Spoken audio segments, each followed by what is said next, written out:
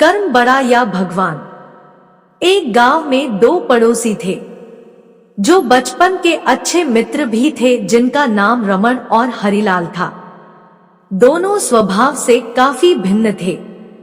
रमन बहुत धार्मिक था और भगवान को बहुत मानता था, वही हरिलाल कर्म में विश्वास रखने वाला बहुत मेहनती व्यक्ति था। दोनों की आर्थिक स्थिति ज्यादा अच्छी नहीं थी। एक बार दोनों ने मिलकर अपनी परिस्थितियां बदलने के लिए भागीदारी में थोड़ी जमीन खरीदी। उनका विचार था कि इस जमीन में वह अच्छी फसल उगाकर उसको बेचेंगे और अच्छा धन कमाएंगे। अब समय था फसल पाने के लिए खेत में मेहनत करने का। मेहनती हरिलाल खेत में काफी ईमानदारी से मेहनत करता, लेकिन रमन खेत से दूर ही रहता और मंदिर में जाकर भगवान से अच्छी फसल की उपज मिले इसलिए पूजा प्रार्थना करता। समय बीतता गया और कुछ समय बाद खेत की फसल पककर अच्छे से तैयार हो गई। इस फसल को दोनों ने व्यापारी को बेच दी, जिसके बदले उन्हें व्यापारी से काफी पैसे मिले। अब बारी थी पैसों के बंटवारे की, तो घर आकर हरिलाल ने रमन से विनती की कि इस धन का ज्यादा हिस्सा उसे दिया जाए, क्योंकि उसी ने खेत में ज्यादा मेहनत की है। इस बात से असहमति दर्शाते हुए रमन बोला, नहीं, धन का तुमसे ज्यादा हिस्सा मुझे मिलना चाहिए, क्योंकि मैंने भगवान से इसकी प्रार्थना की, तभी हमको इतनी अच्छी फसल हुई।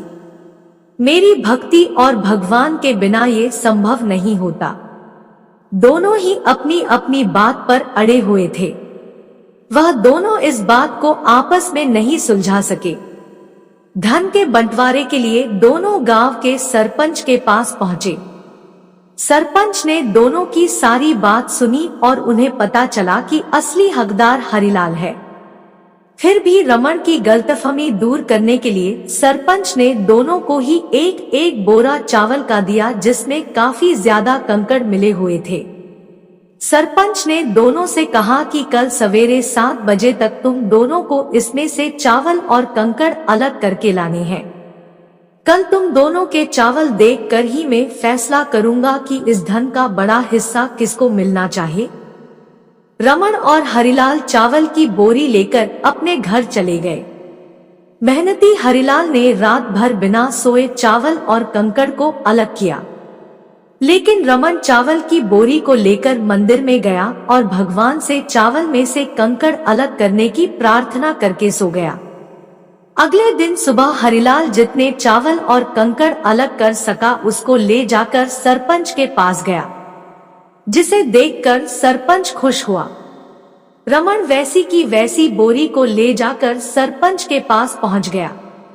सरपंच ने रमन से कहा कि दिखाओ तुमने कितने चावल साफ किए हैं। रमन ने कहा कि मुझे अपने भगवान पर पूरा भरोसा है कि उन्होंने सारे चावल साफ कर दिए होंगे। जब उसकी चावल की बोरी को खोला गया तो उसमें चावल और कंकड़ वैसे के वैसे ही थे। सरपंच ने रमन को समझाया कि भगवान भी तभी सहायता करते हैं जब तुम मेहनत करते हो। सरपंच ने धन का ज्यादा हिस्सा हरिलाल को दिया। इस घटना के बाद रमन को अपनी गलती का एहसास हुआ, तो वो भी हरिलाल की तरह खेत में मेहनत करने लगा और अब की बार उनकी फसल पहले से भी अच्छी हुई। सीख। इस कहानी से हमें यह सीख मिलती है कि हमें कभी भी सब कुछ भगवान भरोसे नहीं छोड़ना चाहिए। भगवान हमेशा उसका साथ देते हैं जो कर्म करना नहीं छोड़ता। इसलिए हमें किसी भी क्षेत्र में सफलता पाने के लिए जरूरी मेहनत करनी ही चाहिए।